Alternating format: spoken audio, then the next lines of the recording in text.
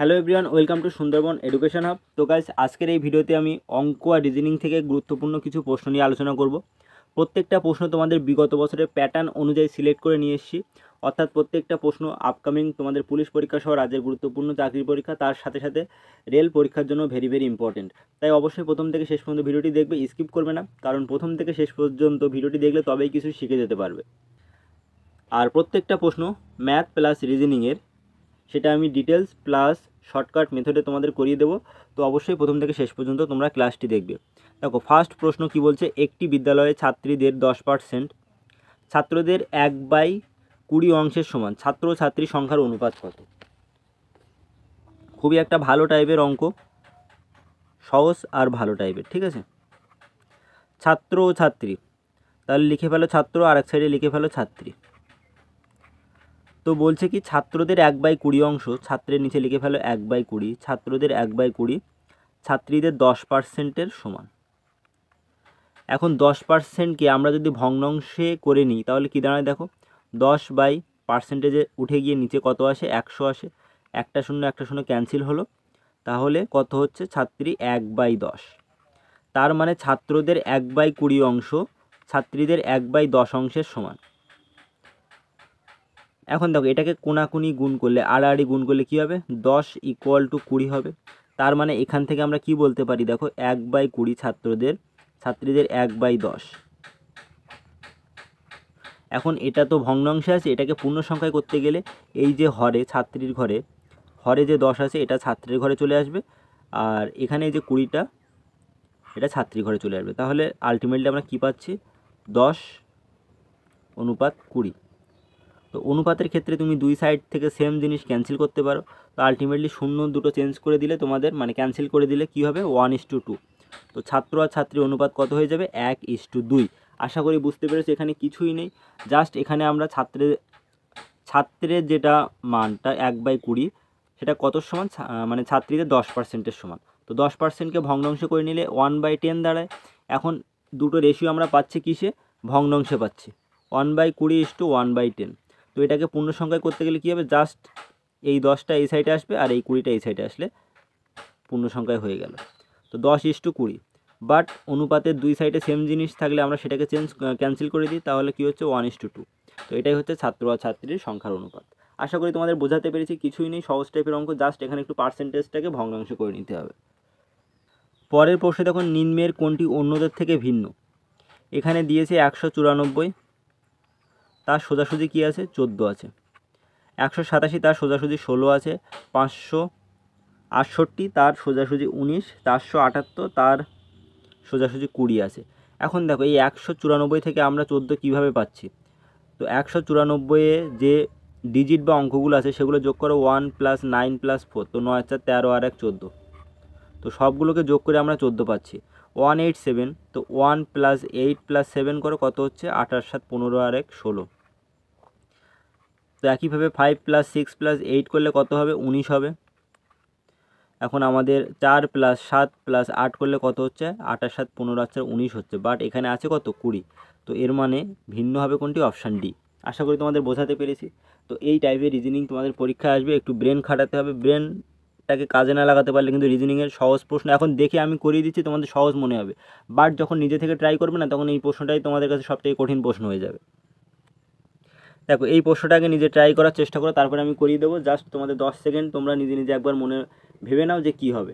আমি করিয়ে দিলে তখন মনে হবে প্রশ্নগুলো তো এতই সহজ প্রশ্ন করাচ্ছে দাদা, কিন্তু নিজে যখন চেষ্টা করবে না তখন এটাই তোমাদের কাছে অনেক কঠিন লাগবে। একবার ভেবে দেখো কী হবে। দেখো এখানে কি বলছে, 23, 24, 32, 59, 123, পরে কী হবে তোমরা ভাবো কি হতে পারে। দেখো, 23-এর সাথে 1 যোগ করে আমরা পাচ্ছি কত, 24। 24-এর সাথে 8 যোগ করলে হচ্ছে 32। এরপরে 32-এর সাথে 18, 27, 18 নয় 27 যোগ করলে হচ্ছে 59।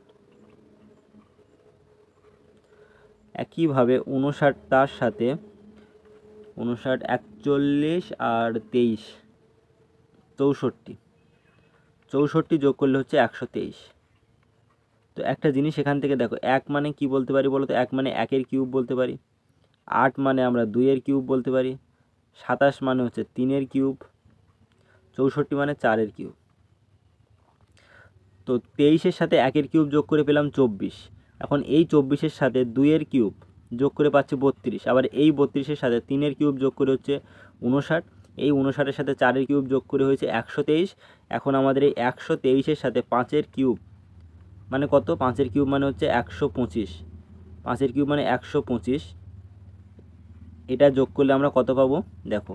123 প্লাস 5-এর কিউব 125, কারণ 4-এর কিউবের পরে আসে 5-এর কিউব, তোমাদের কত হবে? 248। অপশান ডি কিন্তু রাইট অ্যান্সার হয়ে গেল।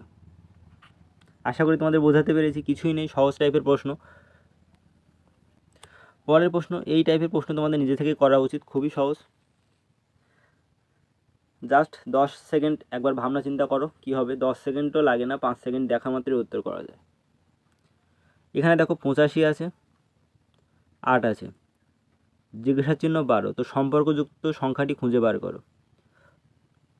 তো 8-এর সাথে 10 গুণ করে যদি 5 যোগ করি তাহলে কত আসে? 85 আসে। একইভাবে আমাদের 12-এর সাথে 10 গুণ করো, করে 5 যোগ করো, করলে কত হচ্ছে? 12 10 120 আর 5 125। অপশান বি কিন্তু রাইট অ্যান্সার হয়ে গেল।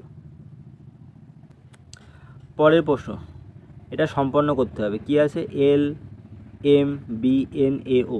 তো এই টাইপের যদি তোমাদের রিজনিং পরীক্ষা আসে, তোমাদের আমি বারবার করে কি বলেছি? এদের প্লেস ভ্যালু লিখে ফেলো। এল কত? 12, সি হচ্ছে 3, এম হচ্ছে কত? 13, বি 2, এন হচ্ছে 14, এ 1, ও হচ্ছে 15।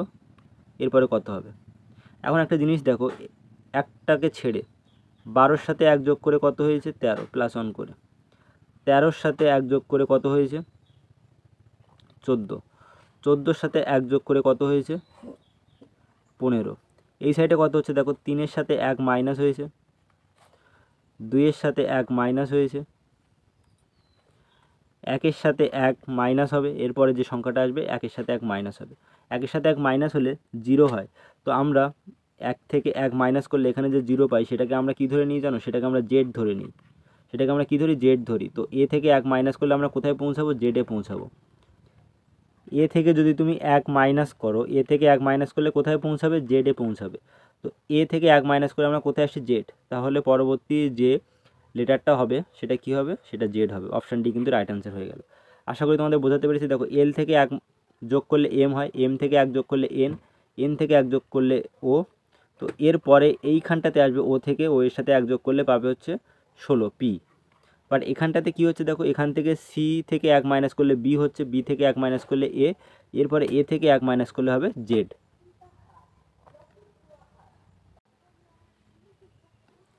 এরপরে একটা অঙ্ক রাখা আছে, দেখো কি বলছে? একটি বইয়ের প্রাথমিক দাম 1250 টাকা, পরপর 3বার বইটির মূল্য 10%, 20%, 40% কমে গেল, বইটির শেষ মূল্য কত হবে? তো এই টাইপের অঙ্ক রেশিও মেথডে করা যায়। রেশিও মেথডের থেকেও এইভাবে তোমরা করে দেবে। 1250, তার উপরে প্রথমে কত পার্সেন্ট কমছে? 10%। তো 10% কম হলে সেটাকে আমরা কীভাবে লিখি? 90/100। 20% কম হলে আমরা কি করি? 100 থেকে 20 মাইনাস করো, কত হচ্ছে? 80/100।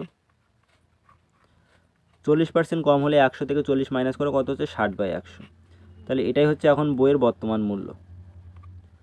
তাহলে এই শূন্যটা, এই শূন্য, এই শূন্য, এই শূন্য ক্যান্সেল হলো, এরপরে এই শূন্য, এই শূন্য ক্যান্সেল হয়ে গেল, আর এই একটা শূন্য আর এই শূন্য ক্যান্সেল হলো। 4 দুগুণে 8, 4 25 100, 5 25 125। তো উপরে আমরা কি পাচ্ছি দেখো? উপরে আমরা যে সংখ্যাগুলো আছে, 5 গুণিতক 9 গুণিতক 2 গুণিতক 6। এখন এই 5 আর 2 সবসময় আগে গুণ করো, করলে কত পাবে বলো তো? 10। তো 10-এর সাথে 9 গুণ করলে কত হবে? 10-এর সাথে 9 গুণ করলে 90 হবে। আর এই যে 6 ছিল, 90-এর সাথে 6 গুণ করলে কত হবে? 500, 6 9 54, 540। অপশান সি কিন্তু রাইট অ্যান্সার হয়ে গেল। তো বইটির শেষ মূল্য কত হবে? 540 টাকা। প্রথমে যখন বইয়ের দাম ছিল 1250, তারপরে যখন 10% কমছে, 20% কমছে, 40% কমার পরে বইয়ের এখন অন্তিম মূল্য কত এসে দাঁড়িয়েছে? 540 টাকা। তো এটা রেশিও মেথডেও করা যায়। রেশিও মেথড করার দরকার নেই, এইভাবে করলে তো তোমাদের উত্তর সেকেন্ডে হয়ে যাচ্ছে। পরের প্রশ্ন দেখো, খুবই ভালো একটা টাইপের অঙ্ক। 3 ব্যক্তির বয়সের সমষ্টি 171 বছর। 8 বছর আগে তাদের বয়সের অনুপাত ছিল 8:7:6। বলছে কনিষ্ঠ ব্যক্তির বর্তমান বয়স কত। তাহলে এখানে 8 বছর আগে তাদের বয়সের অনুপাত দেওয়া আছে, আর বর্তমানে তাদের বয়সের সমষ্টি 171 বছর হলে কনিষ্ঠ ব্যক্তির বর্তমান বয়স কত সেটা বার করতে হবে।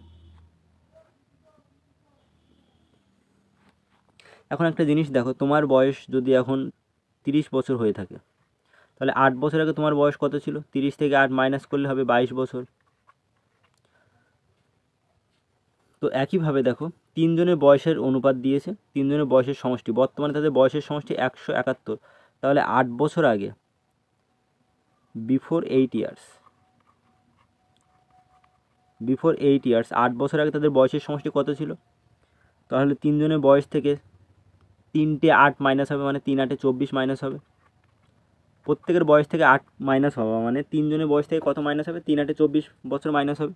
তাহলে 8 বছর আগে তাদের বয়সের সমষ্টি আমরা পেয়ে যাবো 171 থেকে 24 মাইনাস করলে কত হচ্ছে? 7, হাতে 1, 2 এর 1 3, 4, 147। এখন এখানে তিনজনের বয়সের অনুপাত দিয়েছে, তো অনুপাতগুলোর যোগফল কত হবে? 8 + 7 + 6, 21। তো এই 21 অনুপাতের ভ্যালু হচ্ছে 147 বছর। 21 অনুপাতের ভ্যালু হচ্ছে 147 বছর, যেটা সমষ্টি দেওয়া আছে। তো 1 অনুপাতের ভ্যালু কত হবে? 147কে 21 দিয়ে ভাগ করলে 7 হবে। এখন কনিষ্ঠ যে ব্যক্তি তার বয়সের অনুপাত কত? 6 অনুপাত। তো 1 অনুপাতের ভ্যালু 6 হলে 7 হলে 6 এর ভ্যালু কত হবে? 6 এর ভ্যালু হবে 6 × 7 = 42। তো এই যে কনিষ্ঠ ব্যক্তির বয়স পেলাম 42 বছর, এটা হচ্ছে তার 8 বছর আগের বয়স। 8 বছর আগে যদি 42 বছর বয়স হয়ে থাকে, তো বর্তমানে বয়স কত হবে? 42 + 8 50 বছর। তো অপশান সি কিন্তু রাইট অ্যান্সার হয়ে গেল। পরবর্তী প্রশ্ন, রিজনিং থেকে, নিম্নের কোনটি অন্যদের থেকে পৃথক? এখানে দেখো 10 আছে, ব্র্যাকেটের মধ্যে 343, বাইরে 3, 12 ব্র্যাকেটের মধ্যে 125, বাইরে 7, 9 ব্র্যাকেটের মধ্যে 27, বাইরে 6, 16 ব্র্যাকেটের মধ্যে 32, বাইরে 14। একটা জিনিস এখানে দেখো, 10 আর এই 3, 10 থেকে 3 বিয়োগ করলে কত হয়? 7। এখন 7কে যদি কিউব করো তাহলে কত পাবে? 7 × 7 = 49, 49 আর 7 9 63, 3 হাতে হচ্ছে 6, 28 আর 6 33, 34, 343। তার মানে 10 আর 3 বিয়োগ করে যেটা পাচ্ছি তার কিউব করলে আমরা কত পাচ্ছি? 343। একইভাবে 12 থেকে 7 বিয়োগ করো, কত পাবে? 5 পাবে। এখন 5-এর কিউব করলে কত হচ্ছে? 125। তো আমরা এখানে বুঝতে পারলাম যে দুটো দেওয়া আছে ব্র্যাকেটের বাইরে, তাদেরকে বিয়োগ করে কিউব করলে আমরা ব্র্যাকেটের মধ্যে সংখ্যাটা পাচ্ছি। তো একইভাবে 9 থেকে 6 মাইনাস করলে হচ্ছে 3, 3-এর কিউব হচ্ছে 27। তো আমরা এখন যদি 16 থেকে 14 মাইনাস করি তাহলে কত হচ্ছে? 2, 2-এর কিউব কত হয়? 8, বাট এখানে দেওয়া আছে 32। তার মানে পৃথক কোনটি হয়ে যাবে? অপশান ডি, এটাই একমাত্র আলাদা যেটা দেওয়া আছে। কারণ প্রত্যেকটা ক্ষেত্রে আমরা দুটো মাইনাস করে তার কিউব করলে মিডিলের সংখ্যাটা পাচ্ছি, বাট এখানে কিন্তু সেটা আসলো না। এখানে 14 থেকে 16 মাইনাস করে 2-এর কিউব করলে কত হওয়া উচিত ছিল? 8 হওয়া উচিত ছিল, বাট দিয়েছে 32। তাহলে এটাই হচ্ছে অন্যদের থেকে আলাদা। পরবর্তী প্রশ্ন দেখো, উপযুক্ত বর্ণ বসিয়ে শূন্যস্থান পূরণ করুন। এখানে এ, তারপরে ড্যাশ আছে, C D, A A B dash, C C D dash, A dash, A B B dash, এইভাবে আছে। আমাদের শূন্যস্থানে উপযুক্ত যে লেটার বা বর্ণ আমাদের বসিয়ে সেটা পূরণ করতে হবে। এখন এখানে দেখো, এ একবারই আছে, সি একবারই আছে, ডি একবারই আছে, পরবর্তীতে এ দুবার আছে, সিও দুবার আছে, এরপরে দেখো বি 3বার আছে, ডিও 3বার আছে। তার মানে এখান থেকে একটা জিনিস তোমাকে আন্দাজ করতে হবে যে প্রথম ক্ষেত্রে প্রত্যেকটা লেটার একবার করে আসছে, আর এর পরে দেখো এখান থেকে তুমি আইডিয়া পাবে যে এর পরে কী থাকে? বি থাকে। আর প্রথমে সব বর্ণগুলো একবার করে আসে, আর এর পরে বি থাকে। তার মানে এই যে ড্যাশে, প্রথম ড্যাশে কী আসবে? বি আসবে। তো এখানে বি বসলো, তো এখানে এটা কি হয়ে গেল? এ বি সি ডি এরকম দাঁড়িয়ে গেল। দেখো এ বি সি ডিও হয়েছে। এরপরে দেখো এ দুবার আছে, সি দুবার আছে, তার মানে আমাদের এখানে বি দুবার আসা উচিত। তো সেকেন্ড যে শূন্যস্থানে সেখানে বি হওয়া উচিত, তার মানে এখানে বি বসবে। তো এটা কেমন দাঁড়াচ্ছে? দেখো A A B B, A A B B, C C D. এখানে এই যে শূন্যস্থানে কি হবে? ডি হবে, কারণ প্রত্যেকটা লেটার দুবার দুবার করে আসছে। তো এখানে একটা ডি আসলো। এরপরে দেখো পরবর্তীতে প্রত্যেকটা লেটার 3বার করে আসছে, তো এ তার মাঝে ড্যাশ আছে, তো এখানে কী হবে, এ যদি আমি বসিয়ে দিই তাহলে এ 3বার আসছে, দেখো দুই সাইডে দুটো এ আছে ড্যাশের দুই সাইডে, তার মানে মিডিলে যদি আমি এ দিয়ে দিই তাহলে এ এখানে 3বার হয়ে গেল, এ এ এ বি বি বি, এখানে সি সি দুবার আছে, তো এর আগে যদি একটা আমি সি দিয়ে দিই তাহলে সি 3বার হয়ে গেল, তো এটাই আমাদের উত্তর হবে B B D A C, B B D A C, option C কিন্তু রাইট অ্যান্সার হয়ে গেল। আশা করি তোমরা বুঝতে পেরেছো। তো এইভাবে কিন্তু তোমাদের দেখেই কিন্তু আন্দাজ করতে হবে যে এই যে শূন্যস্থান যেটা দিয়েছে সেটা কেমন হতে পারে। আর এখানে প্রথম ক্ষেত্রে দেখে পাওয়া যাচ্ছে, দেখো এ এর পরে আছে বি, তো এ এর পরে এখানে বি থাকবে, আর প্রত্যেকটা লেটার যেহেতু একবার করে আসে সেহেতু এর পরে এখানে বি অবশ্যই আসবে। পরবর্তী প্রশ্ন দেখো কি বলছে, সমীর সঞ্জয়ের থেকে লম্বা।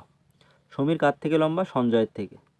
তাহলে যে বেশি লম্বা হবে তার দিকে এই যে গ্রেটার দ্যান সাইনটা তার দিকে ঘুরিয়ে রাখবে।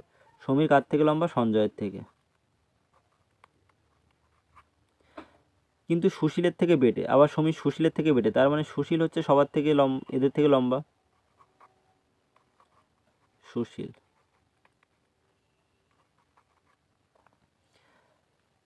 সুনীল সমীরের মতো লম্বা। সুনীল কার মতো লম্বা? সমীরের মতো লম্বা, তাহলে সুনীল আর সমীর কিন্তু একই লম্বা।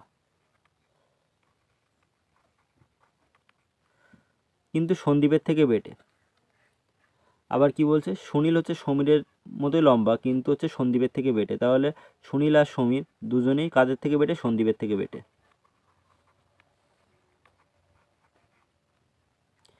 সন্দীপ সুশীলের মতো এত লম্বা নয়, আবার সন্দীপ সুশীলের থেকে কম লম্বা, ঠিক আছে। তার মধ্যে সব থেকে লম্বা হয়ে গেল কিন্তু সুশীল। সুশীল সন্দীপের থেকে লম্বা, এখানে লিখে দিচ্ছি সন্দীপ সব থেকে লম্বাকে, তার মানে এখানে দাঁড়াচ্ছে দেখো সঞ্জয়ের থেকে লম্বা সমীর আর সুনীল, সুনীলের থেকে লম্বা সন্দীপ, আবার সন্দীপের থেকে লম্বা হচ্ছে সুশীল, তো সব থেকে লম্বা হয়ে গেল সুশীল। অপশান বি কিন্তু রাইট অ্যান্সার হয়ে গেল। এটা অপশান বি দিয়ে নাও, প্রথমটা অপশান এ, এটা অপশান বি, তো অপশান বি কিন্তু রাইট অ্যান্সার হয়ে গেল। পরের প্রশ্নটা একটা সিরিজ দিয়েছে, এটা সম্পূর্ণ করতে বলছে। 1 2 6 7 21 22 66 67, এটা তোমরা একবার নিজেরাই চেষ্টা করো, করে দেখো নিজে করতে পারছো কি না, কারণ এই নাম্বার সিরিজ থেকে আর অ্যালফাবেট সিরিজ থেকে কিন্তু ম্যাক্সিমাম প্রশ্ন থাকে।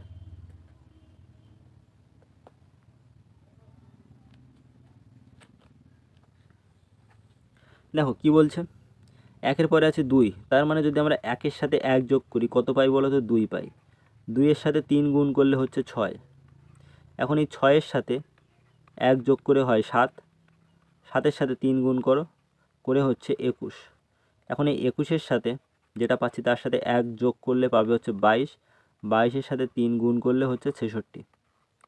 এখন এই 66-র সাথে 1 যোগ করলে হচ্ছে কত? 67। 67-র সাথে 3 গুণ করলে পাবে হচ্ছে 318, 3 সাথে 21, 201। তো এখানে কত হয়ে যাবে? 201। অপশান সি কিন্তু তোমাদের রাইট অ্যান্সার হয়ে গেল।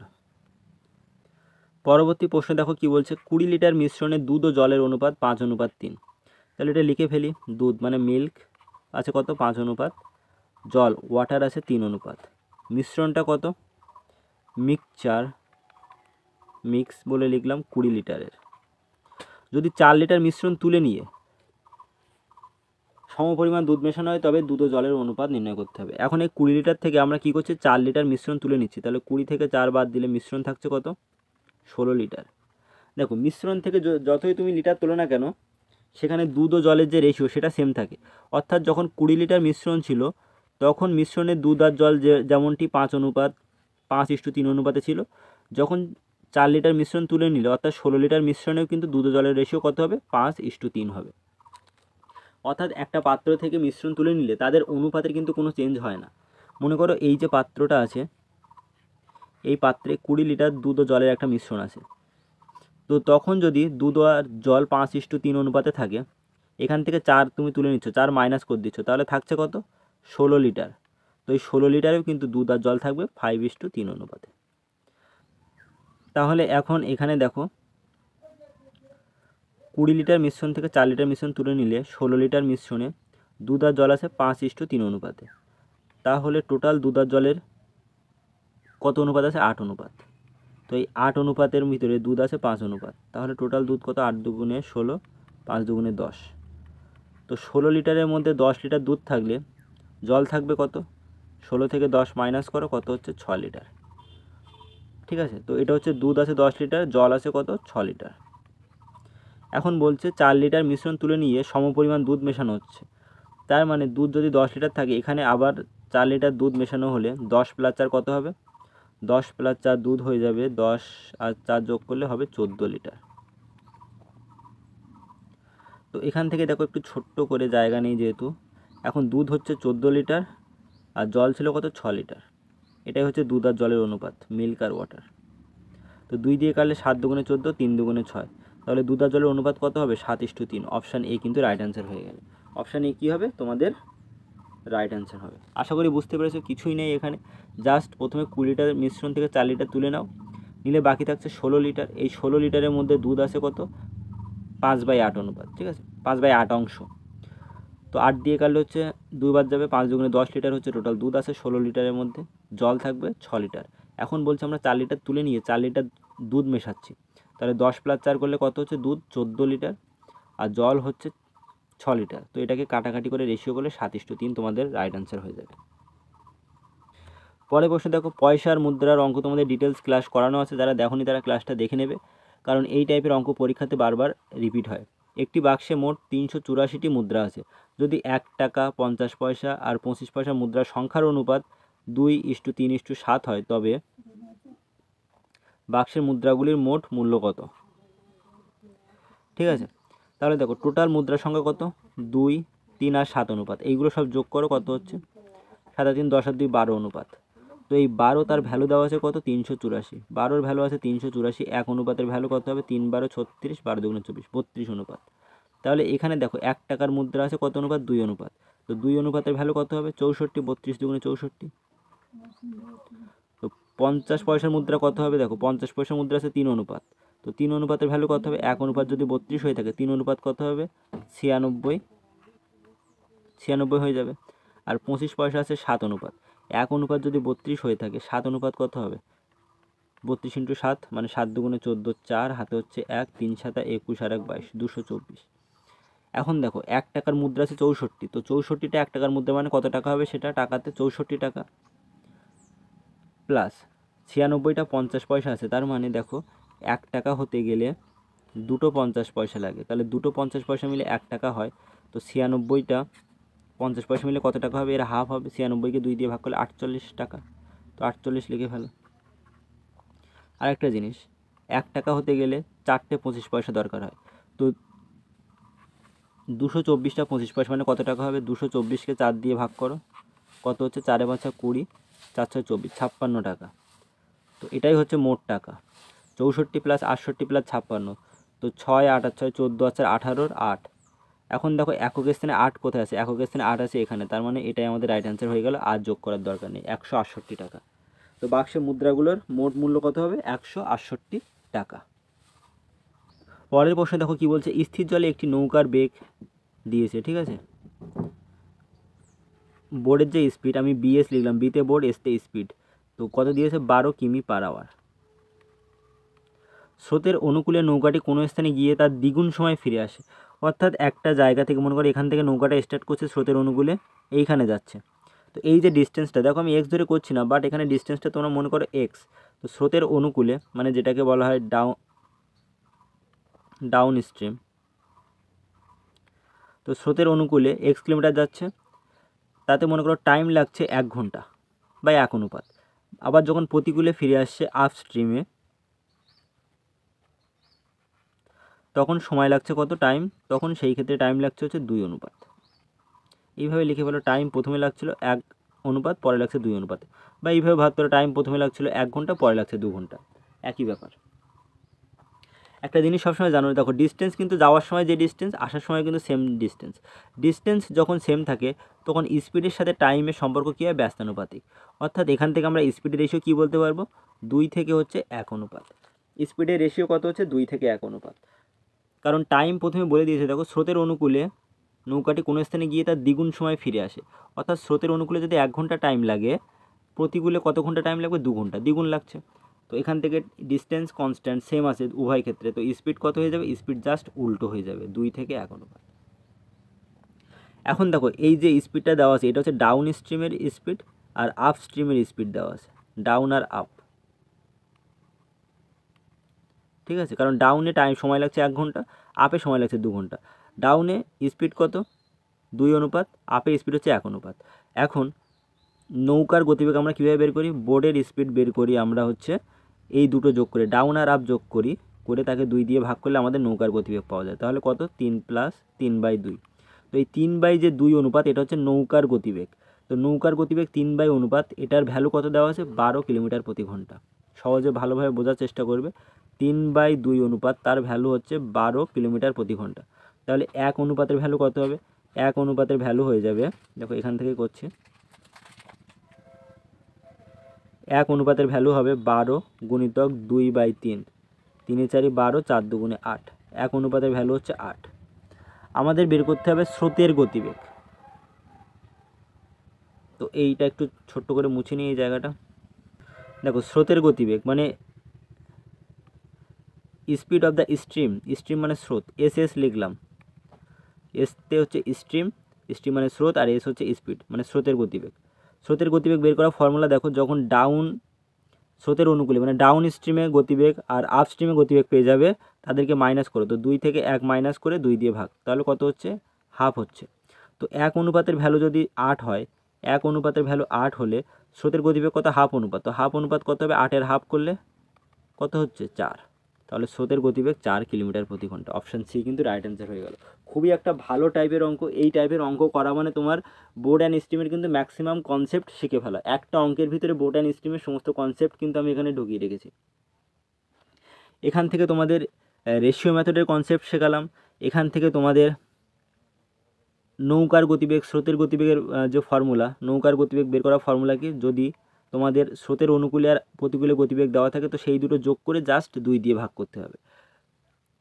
স্রোতের গতিবেগ বের করার ফর্মুলা কি, স্রোতের অনুকূলে গতিবেগ আর প্রতিকূলে গতিবেগ দেওয়া থাকলে সেই দুটো মাইনাস করে 2 দিয়ে ভাগ করতে হবে। বাট এখানে যেগুলো আমরা পাচ্ছি সেগুলো সব রেশিও। আসল ভ্যালু নৌকার যে গতিবেগ সেটা 12 কিলোমিটার প্রতি ঘন্টা। আর এইখানে যেটা পেয়েছি 3/2 নৌকার গতিবেগ, এটা অনুপাতে আছে। তো সেই অনুপাত কিসের সমান, 12-এর সমান।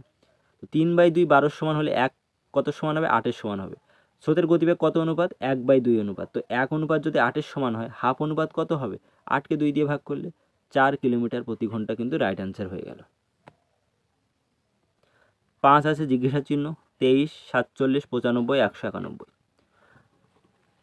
তো 5-এর পরে জিজ্ঞাসা চিহ্ন স্থানে কী হবে সেটা তোমাদের খুঁজে বার করার দায়িত্ব।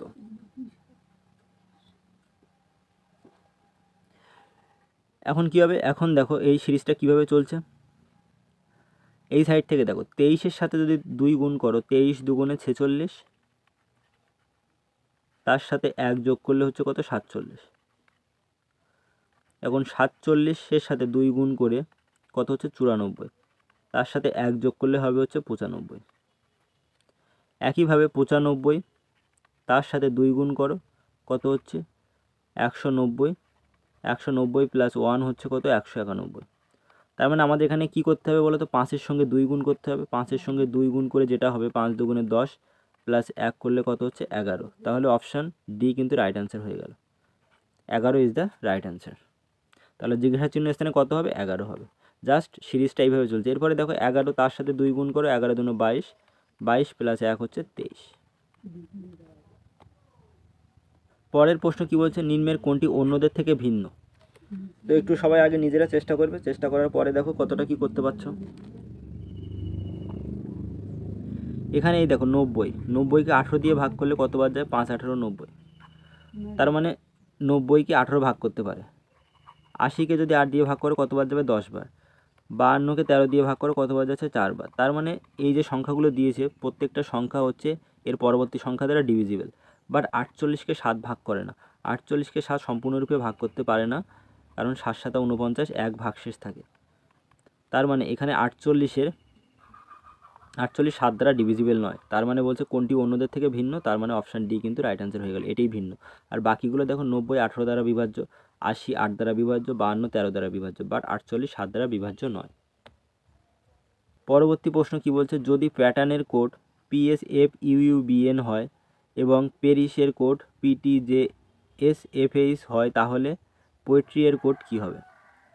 তো যেমনটি বলেছে তেমনটা লিখে ফেলো, প্যাটার্ন PA PTTERN। প্যাটার্নের কোড কী হচ্ছে PSFUUBN। দেখো লাস্টের দুটো কিন্তু same, as it is same আছে। এর পরেরটাও দেখো পেরিস, যেটা আমাদের এখানে বলা আছে পেরিস, PERISH। এটা মানে কি PTJSFH। তার মানে লাস্টের দুটো কিন্তু সেম থাকছে, লাস্টের দুটো সেম থাকছে। তো আমাদের বের করতে হবে কি পোয়েট্রি, POETRY। তো লাস্টের দুটো লেটার সেম থাকবে, তো লাস্টের এখানে পি থাকবে, এখানে ওয়াই থাকবে। তো এই অপশানটা কোথায় আছে দেখো, PY কোথায় আছে, এখানে PY আছে, এখানে PI আছে, বাট এখানে OYP আছে, এখানে PK আছে। তো এই দুটো অপশান কিন্তু আমাদের ক্যান্সেল হয়ে গেল। তো এই দুটো নিয়ে আমাদের এখন চেক করতে হবে ARB। তো এইভাবে আগে অপশানগুলো ছাঁটাই করবে। এরপরে কি থাকছে দেখো, এই সাইড থেকে এ এর সাথে এক যোগ করলে বি পাচ্ছ, আর এই সাইডে আর এর সাথে এক যোগ করলে কি হচ্ছে এস হচ্ছে। তার মানে আমাদের এই সাইড থেকে এই যে সেকেন্ড পজিশনে আর এর সাথে এক যোগ করে কি পাবো, এস পাবো। আর এই ও এর সাথে এক যোগ করলে MNOP এই সাইডে পাবো। তাহলে PSPY প্রথম কি হবে, PS, লাস্টেরটা হবে PY। তো এখানে PU আছে, তার মানে এই অপশান ক্যান্সেল হয়ে গেল, option A is the right answer. আর বাকিগুলো চেক করার দরকার নেই। তো এইভাবে তোমরা অল্প চেক করে কিন্তু তোমাদের উত্তরটা খুঁজে বার করতে পারো। বাকিগুলো এখানে দেখো, এখানে কি আছে, ই এর সাথে এক যোগ করে হয়েছে এফ এই সাইড থেকে, টি এর সাথে এক যোগ করে হয়েছে ইউ, আর এই টি এর সাথে এক যোগ করে হয়েছে ইউ। তার মানে আমাদের এখান থেকে এই ই এর সাথে এক যোগ করলে কত পাবো, এফ পাবো। এই টি এর সাথে এক যোগ করলে পাবো ইউ। তার মানে হচ্ছে PSU FPY, PSU FPY। তো এইভাবে পুরোটা বের করার দরকার নেই, জাস্ট অল্প কটা চেক করে উত্তরের সাথে মিলিয়ে দেখবে, যেটা তোমাদের উত্তর হবে সেটাই রাইট অ্যান্সার হয়ে যাবে। দেখো এই টাইপের প্রশ্ন খুবই সহজ প্রশ্ন। চোখ মায়োপিয়ার সাথে যদি সম্পর্কিত হয়, দাঁত কিসের সাথে সম্পর্কিত হবে? অর্থাৎ চোখের একটা রোগ হচ্ছে মায়োপিয়া, দাঁতের একটা রোগ হচ্ছে পাইরিয়া। পরবর্তী প্রশ্ন দেখো কি বলছে, অভিধান অনুযায়ী নিচের অক্ষরগুলো পরপর লেখো। তো এখানে আছে টিউন, টোন, তর্থ বলতে পারো TRTO, ট্রুথ, টাস্ক। তো প্রত্যেকটা ক্ষেত্রে টি আছে, তার মানে আমাদের টি প্রথমে থাকবে। তারপরে দেখো কি আছে, তারপরে সবার প্রথমে এখানে ইউ আছে, এখানে ও আছে, এখানে এ আছে। তো আমাদের এ নিতে হবে, যেখানে এ আছে। তো টাস্ক আর TRTO এদের মধ্যে কোনটা আগে আসবে দেখো, আর এর পরে আসে এস, তাহলে এটা সবার আগে আসবে। তো 3 নাম্বারটা সবার আগে থাকছে। তারপরে থাকবে কত, তারপরে থাকছে 5 নাম্বার, 3-এর পরে 5 থাকবে। তো 3-এর পরে 5 কোন অপশান আছে দেখো, বাকিগুলো প্রথম সব করে তো একটা চেক করলে কিন্তু হয়ে যাচ্ছিলো। প্রত্যেকটার ক্ষেত্রে কি আছে, 5 আছে প্রথমে, প্রত্যেকটার ক্ষেত্রে প্রথমে কি আছে, 5 আছে। বাট একটা অপশানে শুধু 3 আছে, সেটা হচ্ছে ডি। তো এটাই তোমাদের রাইট অ্যান্সার হয়ে যাবে, আর চেক করার দরকার নেই। তো 3 আর 5 প্রথমে থাকবে, দেখো বাকি প্রত্যেকটার ক্ষেত্রে 5 আছে। তো এইভাবে জাস্ট একটা দুটো চেক করলে এক্সামিনার তোমার কিন্তু দেখবে যে কে কতটা পরীক্ষার হলে মাথাটাকে কাজে লাগাতে পারছে। অনেকেই আছে সব কটাকে চেক করবে, এভাবে 3, 5, তারপরে 2 আসবে, তারপরে 4 আসবে, তারপরে 1, প্রত্যেকটা বের করবে। বাট যে বুদ্ধি লাগাতে পারবে সে জাস্ট এই একটা 3 প্রথমে আসে, সেটা দেখেই কিন্তু সে উত্তর করে আসতে পারবে। পরের প্রশ্ন দেখো কি বলছে, একজন মেয়েকে দেখিয়ে রতন বলল। তার মানে রতন, এটা মনে করো রতন, আর দিলাম রতন একটা মেয়েকে দেখিয়ে বলল, মেয়ের দিকে ইঙ্গিত করছে। মেয়ে মানে সবসময় মাইনাস হয়।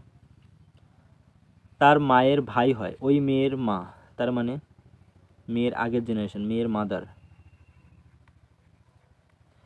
মায়ের ভাই, মায়ের ভাই মানে ব্রাদার, এটা হচ্ছে ছেলে, পজিটিভ। ভাই হয় আমার মায়ের বাবার একমাত্র ছেলে। তো মায়ের বাবার একমাত্র ছেলে, মায়ের ভাই মায়ের বাবার একমাত্র ছেলে, তার মানে তাহলে কি বলছে, মেয়েটির মা রতনের কে হয়। তো এখানে কি বলছে, রতন প্রথমে একটা মেয়েকে দেখালো, দেখিয়ে বলছে ওই মেয়েটির মায়ের ভাই হয় রতনের, রতনের মায়ের মানে রতনের মাদার, রতনের মায়ের বাবা, বাবার একমাত্র ছেলে। তাহলে মেয়েটির মা আর রতনের মা একই লোক, মেয়েটির মা রতনের মা একই লোক, কারণ রতনের মায়ের বাবার একমাত্র ছেলে ওই মেয়েটির মায়ের ভাই। তার মানে আলটিমেটলি দাঁড়াচ্ছে রতনের মা আর ওই মেয়েটির মা একই লোক। তো মেয়েটির মা রতনে কী হন? মা হন। আশা করি তোমাদের বোঝাতে পেরেছি। এখান থেকে দেখো কিছুই নেই, রতন একটা মেয়েকে দেখাচ্ছে, দেখিয়ে বলছে ওই মেয়ের মা, মায়ের ভাই কে হয়? রতনের মায়ের বাবার একমাত্র ছেলে। তাহলে মেয়েটির মায়ের ভাই আবার রতনের মায়ের বাবার একমাত্র ছেলে, তার মানে তো এখান থেকেই তোমরা বুঝে নেবে যে মেয়েটির মা রতনের মা একই লোক। তো মেয়েটির মা কী হন? রতনের মা হন। পরবর্তী প্রশ্ন দেখো কি বলছে, বেমানান বিকল্পটি লেখো। তো তোমাদের আমি বারবার করে বলেছি ইংরেজি বর্ণের যে পজিশন ভ্যালুগুলো তোমরা সবসময় মনে রাখবে। দেখো এখানে কি দিয়েছে? ম্যান। ম্যান দিয়ে যে সংখ্যাটা দিয়েছে সেটা কত? 13, 11, 4। 13, 11, 4। তো এখানে দেখো এম তার পজিশন ভ্যালু কত বলো তো? এম এর পজিশন ভ্যালু হচ্ছে 13, এ এর পজিশন ভ্যালু হচ্ছে 1 আর এন এর পজিশন ভ্যালু হচ্ছে 14। তার মানে এখান থেকে 13, 114 আমরা পেয়ে গেলাম, 13, 114। আর এ এম রাম, আর এর পজিশন ভ্যালু হচ্ছে 18, এ এর পজিশন ভ্যালু হচ্ছে 1 আর এম এর হচ্ছে 13। ব্যাস, এটাও ঠিক আছে। জে ইউ জি, জে এর পজিশন ভ্যালু হচ্ছে 10, ইউ এর হচ্ছে 21, জি হচ্ছে 7, এটাও ঠিক আছে। এইচ ইউ বি, এইচ এর পজিশন ভ্যালু হচ্ছে 8, ইউ এর হচ্ছে কত? 21 আর বি এর হচ্ছে 2, তার মানে এটা কত হবে? 8, 21, 2। তো এখানে দেওয়া আছে 8, 21, 10, তো এটাই কিন্তু আলাদা, তো এটাই বেমানান। তো অপশান ডি কিন্তু তোমাদের রাইট অ্যান্সার হবে। পরের প্রশ্ন কি বলছে, 5 জন ছাত্র একটি সারিতে বসে আছে, এল এর ডান দিকে আছে এস। তো এখানে আছে এল, এর ডান দিকে কি আছে? এস। পি এর অবস্থান এল এর বাম দিকে, তাহলে পি আছে কোন সাইডে? এই সাইডে। কিন্তু কে এর ডান দিকে, তাহলে কে কোথায় থাকবে? এখানে। এস এর অবস্থান কিউ এর বাম দিকে, তো এস এর অবস্থান কিউ এর বাম দিকে হলে কিউ সবার আগে থাকবে, এখানে থাকবে। তো বাম দিক থেকে প্রথমে কে বসে আছে, তো এটাই হচ্ছে বাম দিক, এটা হচ্ছে লেফট সাইড, এটা হচ্ছে রাইট সাইড, এটা হচ্ছে লেফট। তো বাম দিক থেকে প্রথমে কি আছে? কে। তো এটা অপশান এ, এটা অপশান বি, এটা অপশান সি আর এটা অপশান ডি হলে option B is the right answer. সবার বাম দিকে কি আছে? কে।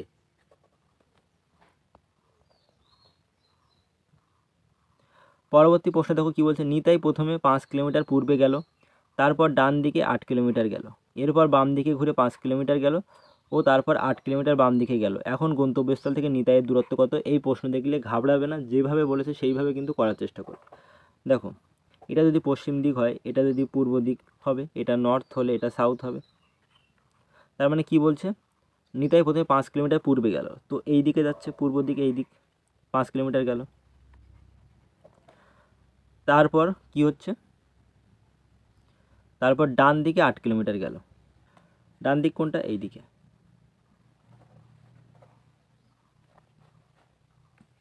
ডান দিকে 8 কিলোমিটার। এরপর কি বললো? বাম দিকে ঘুরে আবার 5 কিলোমিটার গেল। তো বাম দিক কোনটা হবে? এই দিকে, আবার এই দিকে ঘুরে 5 কিলোমিটার গেল। নিতাইয়ের কিন্তু গন্তব্য মানে যাত্রা শুরু করেছিল এই পয়েন্ট থেকে, তো এখন সে আছে কোথায়? এখানে। এবারে কি বলছে? তারপর আবার 8 কিলোমিটার বাম দিকে গেল, তো কোথায় যাবে? আবার 8 কিলোমিটার বাম দিকে, এইখানে যাবে। ঠিক আছে।